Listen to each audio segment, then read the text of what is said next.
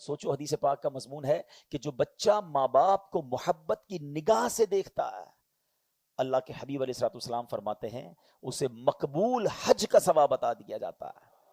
صحابہ کرام نے سوال کیا، حضور کوئی اگر اپنے ماں باپ کو 100 بار دیکھ لے، ماں باپ تو گھر میں ہے نا، بار بار دیکھ سکتا ہے؟ نبی پاک نے کیا فرمایا، اللہ اکبر و اطیب، اللہ بہت بڑا اور پاک ہے، اگر کوئی 100 بار بھی دیکھے اللہ 100 حج کا ثواب عطا فرماتا۔ ماں باپ، اچھا اب ذرا سمجھداری والی بات سمجھو نا، محبت سے دیکھنے پر حج کا ثواب ہے تو پیر دبانے کا ثواب کتنا ہوگا، کھانا کھلانے کا اپنے ہاتھ سے ثواب کتنا ہوگا؟ کبھی سوچا آپ نے؟ اتنی نیکیاں ہیں تمہارے گھر میں، حدیث پاک کا مضمون ہے، میرے آقا فرماتے ماں باپ ہی تیری جنت ہے، ماں باپ ہی تیری دوزخ ہے۔ اٹ مینز ماں باپ کی خدمت کر لی نا، ان کو راضی کر لیا تو پھر جنت ہے۔ لیکن بہت ساری نیکیاں بھی ہیں اور ماں باپ ناراض ہے نا تو پھر تمہیں جہنم سے بچانا مشکل ہے، پھر جہنم ٹھکانہ بن جائے گی۔ پلیز سمجھو بات، ناراض ہو گئے۔ اور ماں باپ کی خدمت وہ عمل ہے کہ جو بندہ اپنے ماں باپ کا ادب اور خدمت کرتا ہے، اللہ پاک یہ نعمت اس کے بچوں میں اسے دکھاتا ہے۔ یہ بکافات عمل ہے۔ کتابوں میں پتہ کیا لکھا ہے؟ باپ کا ادب یہ لکھا ہے کہ باپ کے آگے بیٹا ایسا رہے جیسے غلام رہتا ہے، مگر آج حال یہ ہو گیا کہ بوڑھے باپ جو ہے وہ بیٹے کے آگے غلام نظر آتا ہے کہ بیٹا تھوڑا میرا کام کر دے۔ نہیں ابو نہیں ہے، میرے بس ٹائم نہیں ہے۔ ارے تھوڑے پیسے دے دے، یہ تو میرے ہیں، آپ نے کیا کمایا تھا؟ میرے ہیں۔ کیا ماں باپ کو یہ کہیں گے کہ یہ میرے ہیں اور یہ آپ کے ہیں؟ کبھی زندگی میں یہ مت کہنا۔ ہم جو کچھ ہے وہ ماں باپ کی وجہ سے ہیں۔ یقین مانے بہت خوش نصیب ہے وہ بچے کہ جن کو ماں باپ نے خدمت کا موقع دیا ہو۔ بہت سارے ماں باپ تو وہ ہیں جو بڑھاپے تک پہنچنے سے پہلے، معذوری اور کمزوری تک پہنچنے سے پہلے بچوں کی خدمت کرتے کرتے ہی خود چلے جاتے ہیں، موقع ہی نہیں دیا۔ اگر آج تمہارے ماں باپ نے تمہیں کوئی خدمت کا موقع دیا ہے تو اس کو سعادت سمجھنا۔ ہمارے پیسوں کا نصیب ہے کہ وہ ماں باپ پہ خرچ ہو جائے۔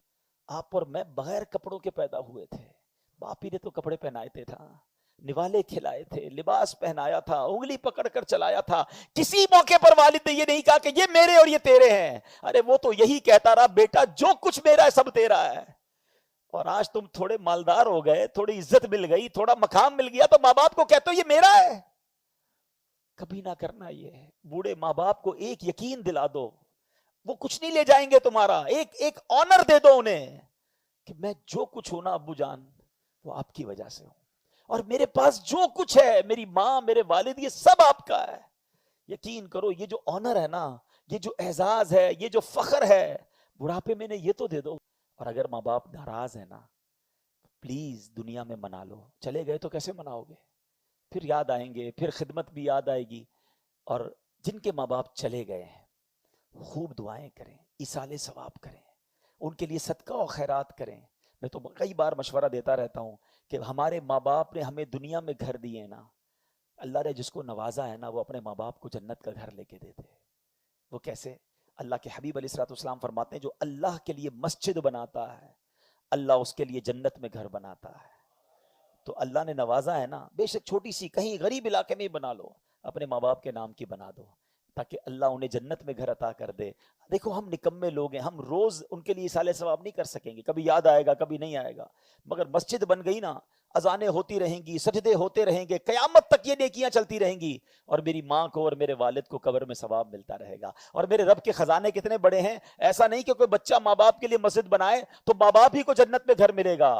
وہ رب کریم بہت بڑا ہے، اس کے خزانے بھرے ہوئے ہیں، جو مسجد بنائے گا اللہ اسے بھی جنت میں گھر عطا فرمائے گا۔ تو یہ ماں باپ کے لیے فکر کیا